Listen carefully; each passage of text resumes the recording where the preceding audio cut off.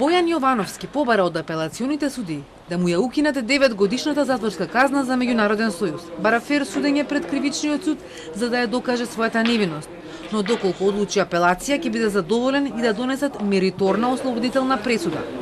На јавната седница тој и неговите адвокати понудија повеќе забелешки на првостепената пресуда. Тоа самите оштетени го кажаа дека не се чувствуваат за измамени на главна расправа пред Основниот кривичен суд.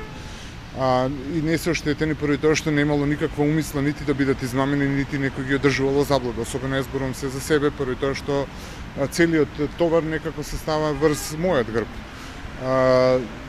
Во однос на тоа дека целата постапка се водеше на еден нефер начин, тоа го кажав. Барам само фер судење, ништо повеќе. Милост не.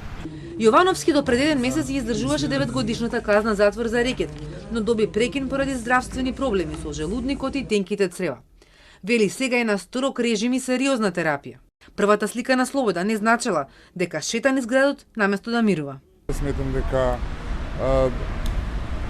со поента и со цел е објавено на моите социјални медии, и сепак јас сум јавна личност која што беше изложена на една сериозна и јавна тортура и линч сите овие години, и така да не е тоа шетање, но повторно ќе ви кажам, мојата здравствена состојба е од друг тип и друг карактер, која што е многу сериозна и се работи за траен инвалидитет кој што не е од физичка природа, нити пак со физички видлив деформитет.